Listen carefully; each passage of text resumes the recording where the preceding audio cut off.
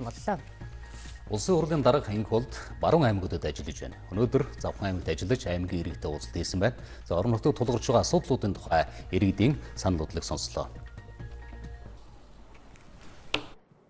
Улсын хурлын дарга энэ хол Завхан аймгийн иргэдтэй хийсэн уулзалтынхаа эхэнд намрын чуулганаар батлагдсан хууль эрх зүйн өөрчлөлт шинжилтийн тухай иргэдэд танилцууллаа.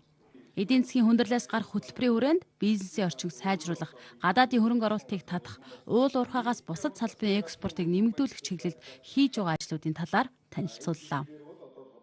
Мөрийн хөтөлбөрт улсын хурал нэгдүгээр тул энэ эдийн засгийн хүндрэлтэй байдлаас хэрхэн яаж гарах вэ гэдэг талын асуудлыг бол нэлээд анхаарч үзсэн. Ер нь Монголд хамгийн сайн ийм засаглалын ямар хэлбэр төрийн албарыг хэрхэн яаж ажилуулах ёстой гэдэг энэ асуудлуудыг багтаасан ийм үндсэн 5 хэсгээс бүрдсэн 480 гаруй зүйлийг дурдж зүйл заалтыг дурдсан ийм мөрийн хөтөлбөрийг бол баталсан. Энэ мөрийн хөтөлбөрийг баталсан мөрийн хөтөлбөрийг хэрэгжүүлэх засгийн газрын тогтоод төлөвлөгөө гарч энэ ажил түрүүчээсээ хийгдэл явж байгаа. Орон нутагт ажлын байр бий болгох, үйлдвэрлэлийг хөгжүүлэх, төрийн албан хаагчдыг хомруулан ажлаас салдаг асуудлыг цэгцлэх, уул уурхайн компаниудын үйл ажиллагааг хуулийн дагуу явуулах тал дээр хяналт тавих гэд аймаг сумандаа тулгарч байгаа асуудлуудын талаар иргэд санал бодлоо илэрхийллээ. Энэ төрийн албан хаагчдыг мэрэгчээд хэдэн жил ажиллаад байхаар ажлаас нь халчдаг. Энэ ямар учиртай юм? Тэгээд нэг хуучин ажиллаа хийхэд зүйл болохоор та нартай баг хүмүүс ажиллаж чадахгүй. Ажиллахгүй ингээд хадаад идэг. Энэ ямар учиртай юм? Саяхан намын дарга бөгөөд улсын хурлын дарга энэ хөл дарга маань төрийн албаны тухай хуулийг төслийг бүлгээр хилцүүлсэн.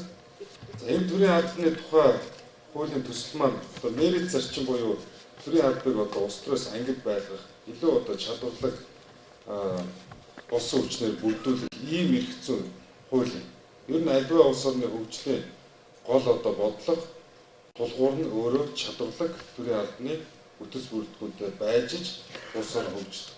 Автозамын бүтээн байгуулалтаас гадна Завханд олон жил хүлээгдэж байгаа асуудал бол цахилгаан станц шинээр барих ажил.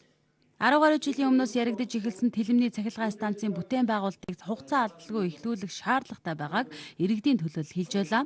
Энэ асуудлаар салбарын сайд нь хариу тайлбар өглөө. Бидний хүсэн хүлээж байгаа төсөл хөтөлбөр тэлэмний ухааны цахилгаан станцын төсөл. Энэ төслийг энэ хаврал эхлэх байх гэж харж хүлээж.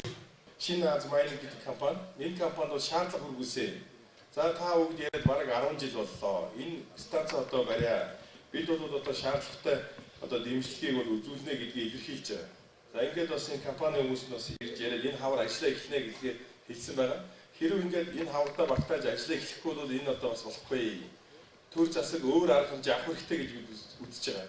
Хамгийн гол нь бол хүн бол бас нутаг орондоо юм хийх гэсэн ийм сэтгэл санаа байж болно. Гэхдээ хамгийн гол нь найдвартай, доктортой эрчим хүчний систем бий болох ёстой. Энэ ард иргэд бол ингэж олон жил бас нэг зүйлийг ингэж харж удах ёсгүй гэж бид үзэж байгаа.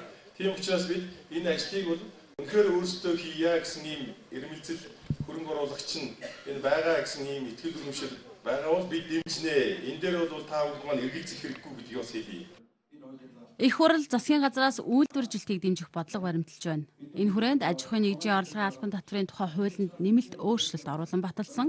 Хууль шинжлэгдснээр 4700 орчим аж ахуйн нэгж татврын 90% хөнгөлөлт эзлэх боломжтой болсон юм. Энэ нь орон нутагт жижиг дунд үйлдвэрлэлийг хөгжүүлэхэд тодорхой дэмжлэг болно гэж улсын хурлын дарга онцоллоо. Ноён спикер Маргааш Увс аймагт ажиллана.